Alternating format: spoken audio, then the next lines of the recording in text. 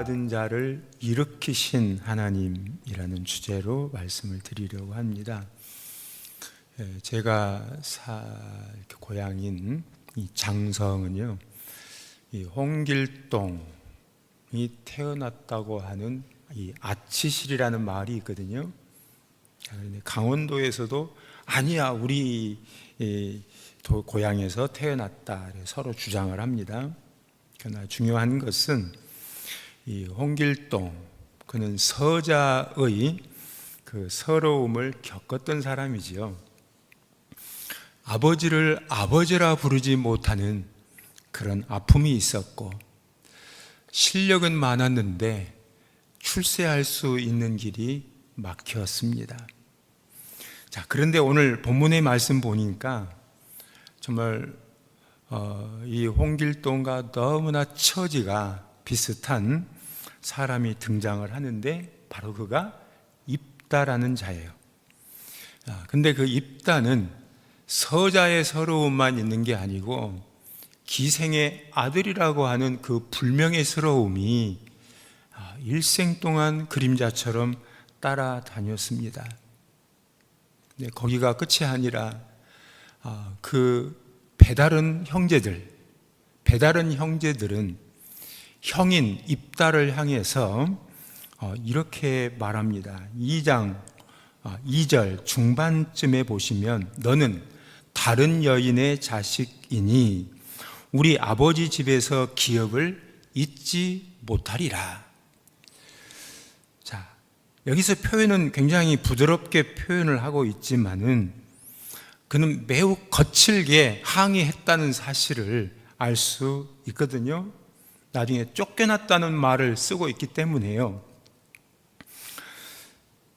그뿐 아니라 그래도 누군가가 그를 편들어주는 사람이 있었다면 그나마 위로가 되었을 것인데, 이 7절의 말씀을 미루어 보면 그 당시의 친족들이나 그 시대의 사람들이 아무도 입다의 편을 들어주지 않았어요. 쫓겨나는 걸 당연시하였고 오히려 그 힘을 보태주었고 묵인해 주었습니다. 입다는 눈물을 흘리며 돕당으로 피신을 하게 되지요. 자, 그곳에서 입다와 처지가 너무 비슷한, 여기서는 잡류라는 표현을 썼는데 정말 억울하고 분하고 슬픈 사람들이 거기에 함께 모여 살게 되었습니다. 참 그의 삶은 최악이었고 희망이 보이지 않았어요. 여러분은 자신의 처지에 대하여 버림받은 것 같은 그러한 경험들은 없으신지요? 누구나 한두 번쯤은 이런 상황들을 직면하였을 때가 있었을 것입니다. 성경에도 보면 요셉, 사랑하는 그들의 피부치인 형제들에 의해서 이 팔림을 당했다는 것, 대단히 정말 마음속에 실망스러운 일이지요. 모든 게 무너진 느낌이었을 것입니다. 요나는 어떻습니까? 하나님께 불순종하다가 바다 밑에 깊은 곳에 떨어지는 경험을 하게 됩니다. 정말 입다는 이 밑바닥에 버려진 바로 그런 순간, 내 인생은 끝이다, 아마 이러한 절망감을 느꼈을 거예요. 이를 지켜보는 사람들 역시도 입다의 인생은 다 끝났어, 아마 이렇게 한마디씩 하며 혀를 찼을 것 같습니다. 어디에도 입다의 그 인생의 출구가 보이지 않았어요. 그런데 여러분, 이 입다의 장래는 어떻게 되었을까요? 사람들은 그를 버렸고 그의 형제들은 그를 배신했고 쫓아냈습니다. 하지만 입다의 운명은 그 나쁜 형제들에 의해서 혹은 그 당시의 처하여 있는 환경에 의해서 좌우되지 않았어요. 그의 운명을 쥐고 있는 분은 하나님이셨던 거예요. 4절에 말씀 보시면은 입다가 집에서 나오자마자 이스라엘에 어떤 일이 벌어지느냐 하면 이스라엘의 대적자인 암몬이 이스라엘을 공격해 옵니다. 이러자 원래 길르앗 사람인 입다는 오늘 1절의 말씀 보니까 큰 용사라고 되어 있었거든요. 그러니까 이스라엘 사람들이 전쟁이 터지니까 누가 생각나요? 큰 용사였던 입다가 그리워지고 간절히 필요해진 상황이 되었습니다. 시기적으로 보면 우연이 아닙니다. 용맹한 입다가 절실해진 이런 상황으로 이끌어 가시는 분이 배후에 계셨던 것이지요. 이래서 이제 입다에게 장로들이 찾아옵니다. 지금 우리나라에 암몬이 쳐들어왔다. 당신이 필요하다. 네가 와서 좀 대신 싸워달라 하고 간곡하게 요청을 하지요. 그래서 7절에서 뭐라고 말하냐면 너희들이 나를 쫓아낼 때는 언제고 이제 너희가 시련을 겪고 있다고 해서 나를 찾아왔느냐 하고 그들을 나무라게 되지요. 그때 말합니다. 그 장로들이 말합니다. 이제 우리가 당신을 찾아온 것은 8절의 말씀입니다. 우리와 함께 가서 암몬 자손과 싸우려 하게 함이라. 그리하면 당신이 우리 길르앗 모든 주민의 뭐가 된다? 머리가 되게 하겠다. 좀 뭔가 새로운 희망의 싹시 터오르고 있는 것 느껴지지 않나요? 이에 입다가 다시 한번 재확인합니다. 정말 내가 싸워서 하나님이 이기게 한다면 정말 그렇게 할 수 있는 거야? 되물었을 때 틀림없다. 반드시 당신을 백성의 머리로 삼아 주겠다. 정말 저들도 너무 다급해진 상황이 되니까 입다를 장관으로, 입다를 백성의 머리로 삼아 주겠다는 제안을 한 거지요. 그러나 그것은 그 배후에서 일하시고 역사하셨던 하나님이 그 배후에서 일하고 계셨던 거예요. 사람은 입다를 버렸고 그를 천시하였지만은 하나님께서는 그를 존귀하게 세워주시고자 원하셨던 것입니다. 하나님의 눈에는 귀하지 않은 사람이 없지요. 안도현 시인은 너에게 묻는다 라는 그 시에서 연탄재 함부로 발로 차지 말라 이런 말 있습니다. 그런데 사람은 눈에 보이는 대로 사람을 평가하기가 참 쉬워요. 그러나 하나님은 그렇지 않는 분인 것을 우리는 잊지 않아야 되겠습니다. 버려짐의 순간에도 사람들에 의해서 외면당하고 있는 그 순간에도 하나님께서는 입다를 위해서 그를 존귀하게 세워주실 하나님은 일하고 계셨고 계획을 세우고 계셨던 거예요.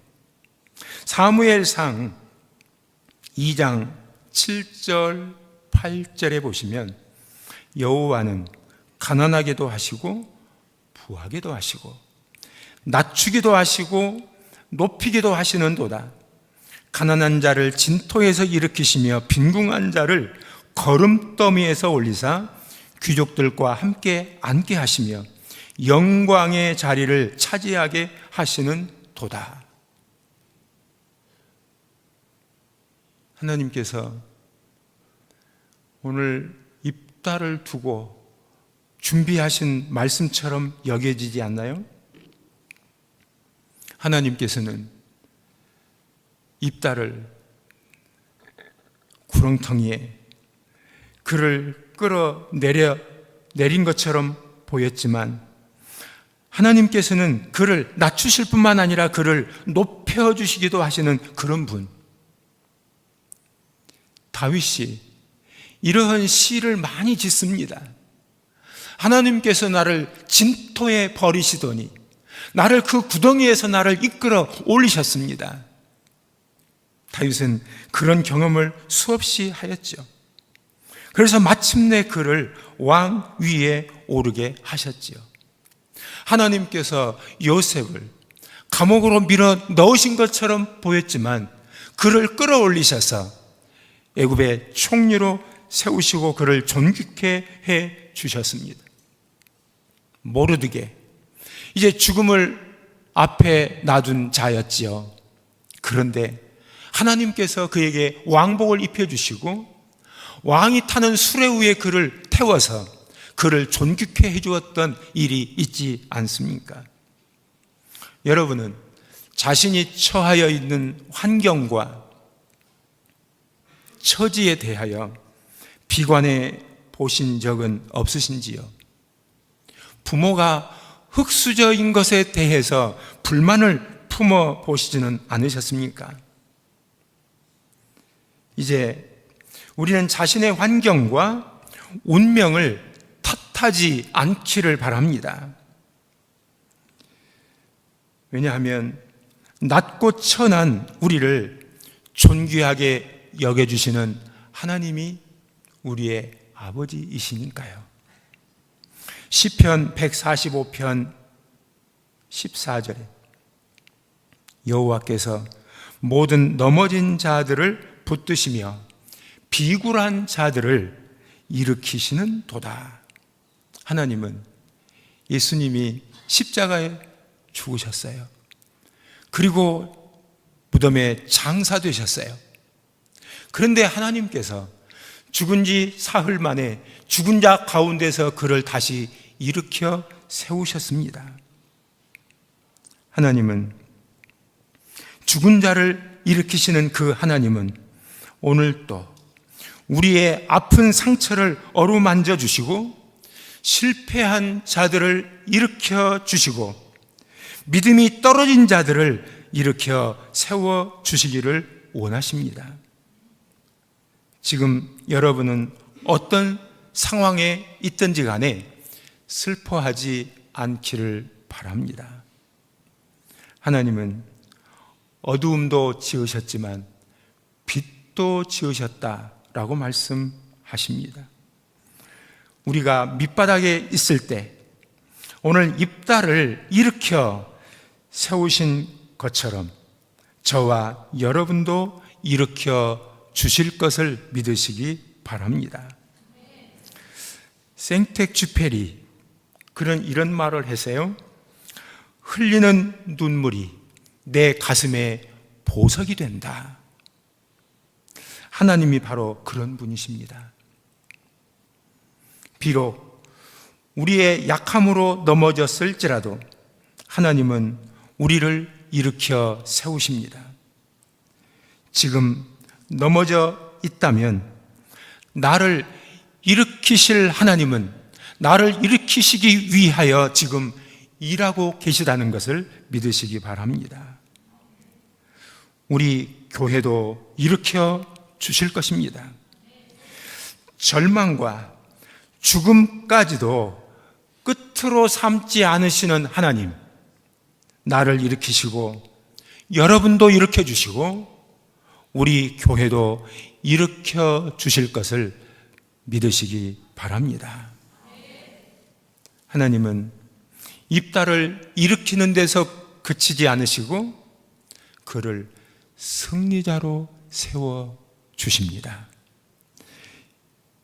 이제 입다는 장로들의 다짐을 받고서 전쟁에 나섭니다. 암몬과 싸웁니다. 그런데 처음부터 싸우는 게 아니라 평화로운 방법으로 해결하기를 원하여 암몬 왕에게 사자를 보냅니다. 우리 왜 싸울 거 없다. 우리가 지금 차지하고 있는 이 땅은 하나님께서 약속으로 주신 땅이니 우리가 차지하고 있는 건 너무 당연한데 어째서 너희가 우리의 땅을 침범하느냐? 암몬 왕은 그래? 그 말이 맞구나. 이렇게 하면 평화롭게 끝날 뻔했는데 암몬 왕은 아니다. 이건 우리 땅이야. 우리가 가질 거야. 결국은 싸움을 벌이게 되지요. 그 싸움의 결과는 어떻게 되었을까요? 하나님께서 오늘 29절의 말씀 보시면 입다에게 하나님의 영이 임하였다는 표현이 나오지요. 이에 여호와의 영이 입다에게 임하시니, 이제 정말 전쟁에 능하신 하나님의 영이 입다에게 임했어요. 전쟁은 해보나 마나지요. 이렇게 해서 그는 이제 암몬과 싸우게 되었고 승리를 거두게 됩니다.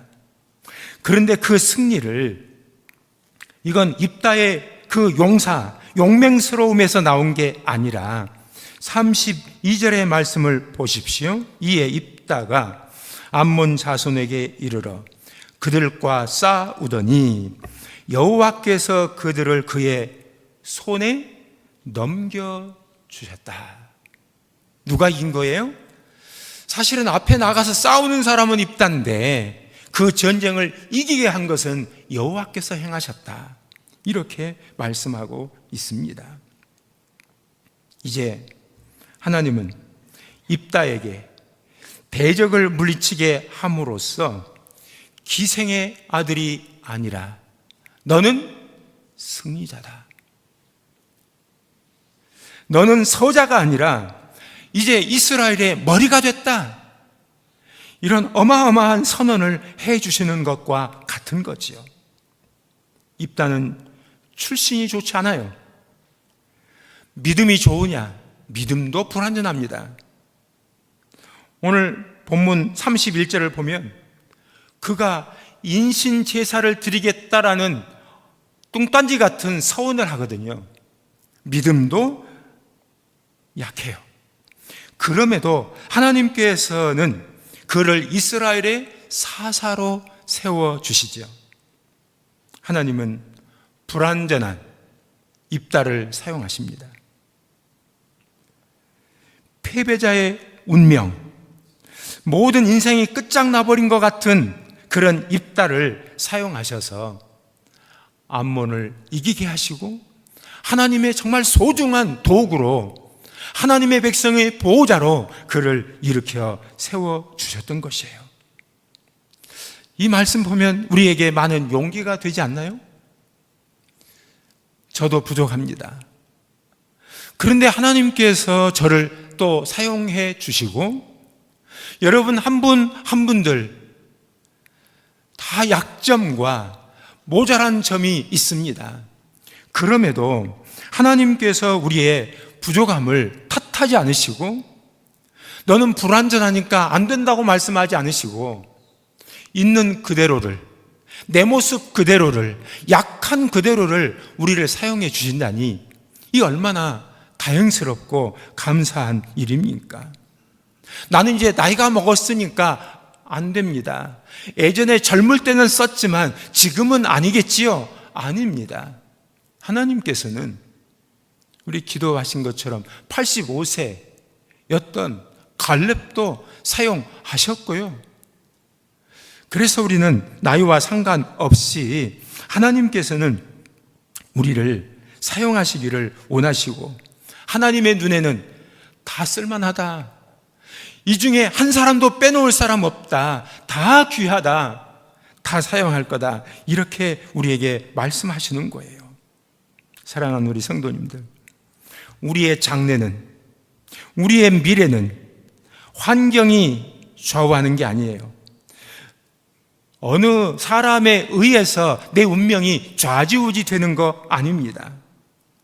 하나님의 손에 내 운명이 달린 거예요. 하나님은 우리에게 그동안 어떤 일을 행하셨습니까? 죄와 사망에 있던 우리들, 죄와 허물로 죽었던 우리들, 하나님과 원수되었던 우리들, 약한 우리들을 지옥에 떨어져야 될 그 운명에 처한 우리를 건져 주시기 위하여 자신의 사랑하는 아들을 이 땅에 보내주셨습니다. 예수님은 기꺼이 우리를 위해서 오셨고 또 자기의 생명을 아낌없이 내어주셨습니다. 그 결과로 암몬보다도 더 악질적이고 더 강하고 센 사단을 물리쳐 주셨고 누구도 깨부실 수 없는 죽음의 권세와 죄의 권세를 이기게 하셨습니다. 그래서 바울은 이렇게 고백을 했지요. 사망아, 너의 승리가 어디 있느냐? 사망아, 너의 쏘는 것이 어디 있느냐? 우리 주 예수 그리스도로 말미암아 우리에게 이김을 주시는 하나님께 감사하노니. 그렇습니다. 하나님께서 그 아들을 통하여 우리를 흑암의 권세에 있던 우리를 그의 사랑의 아들의 나라로 옮겨주셨다. 우리를 사망에서 생명으로 옮겨주셨다라고 말씀하십니다. 죽음에서 생명으로 일으키시고 승리케 하시는 그분이 우리에게, 여러분들에게 이런저런 어떤 일이 일어난다 할지라도 나는 좀 힘이 모자라서 못하겠다, 이렇게 말하실 리가 없습니다. 무슨 일이든지, 어떤 상황에 있든지, 어떤 처지에 있든지 우리를 반드시 일으켜 주실 것을 믿으시기 바랍니다. 하나님은 지금까지도 그래 오셨고 앞으로도 그리 하실 것입니다.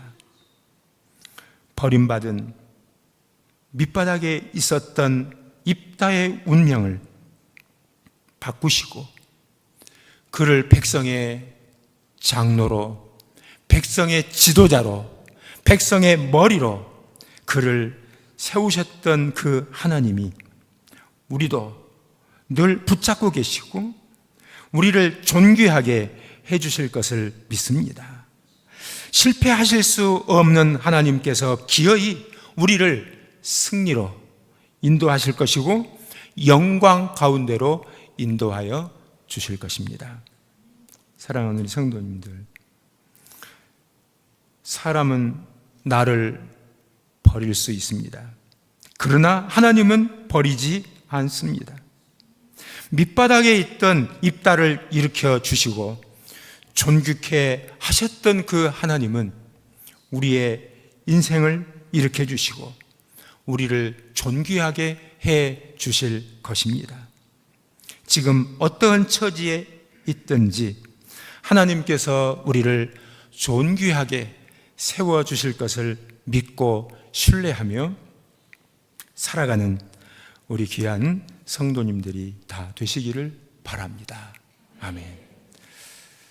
기도 드리시겠습니다. 하나님 아버지, 감사합니다.